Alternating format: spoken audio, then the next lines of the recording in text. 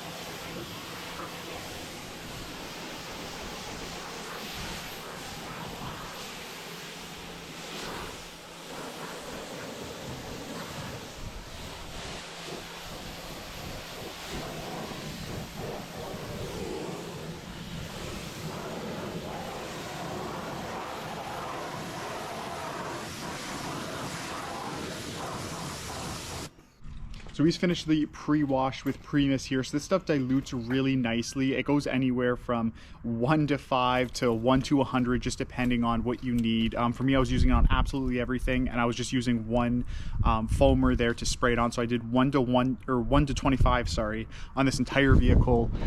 Wheels, paint, everything. I didn't even wash the tires. You can see it's kind of starting to dry here. And you can see all the dirt is gone from the corners here. It's not fully dry, so you won't see everything, but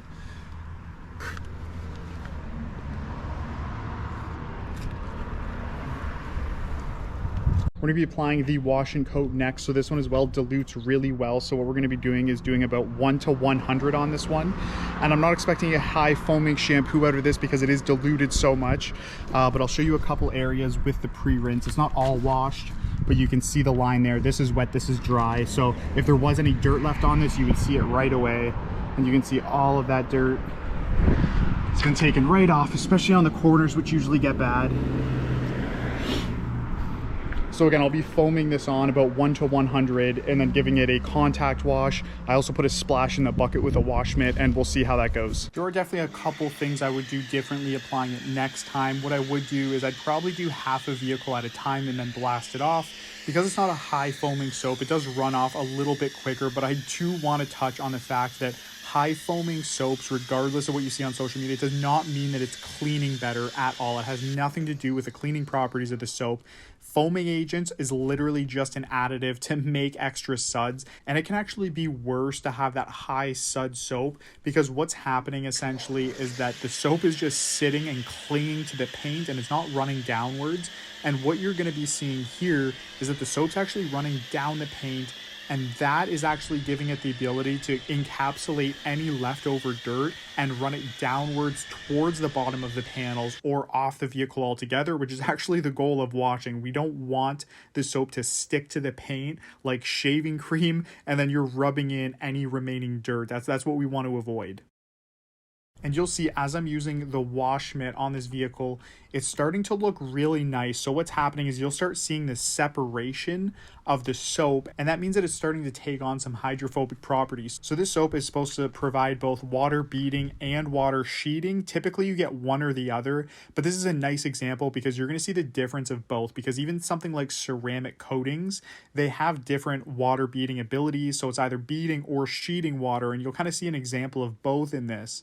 So right off the bat, typically these products, even sealants, sometimes they take a little bit to cure before you see the full potential of what it's going to do. So you're not going to see the full capabilities of this just by blasting it, but you'll see on the windows and everything, it's really starting to come off.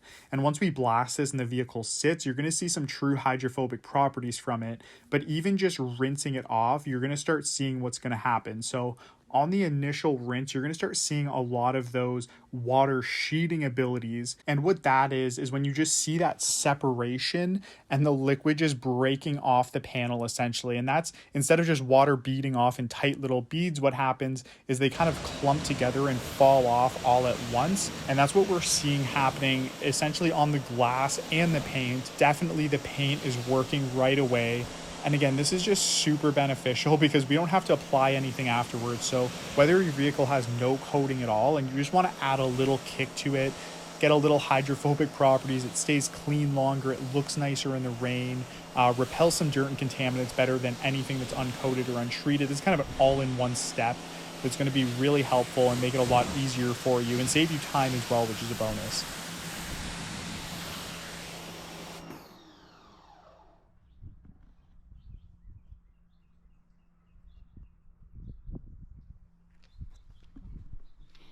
So you can really see that water breaking off of that hood there. And that's good to see right off the bat because, again, this hasn't even cured at all yet. There's really no huge cure time for this soap. But again, typically, once you give it an hour or two, it's going to provide better results later on.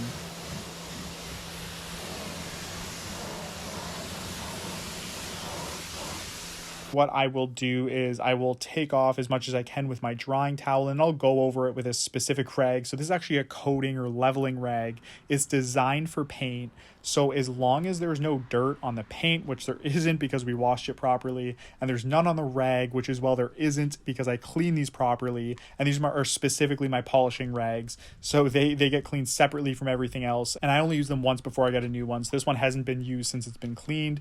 You can see this vehicle, instant gloss boost. It's back to that deep blue color that it should be, and on top of that, it's got some nice properties to it which you've already seen. But the bonus to this, and what you'll see in a minute, is it rained, I would say, about an hour or two after we washed this, and I went back over the vehicle just to show you guys because the water beading on this really kicked in. So this is something we didn't see on the initial blast off.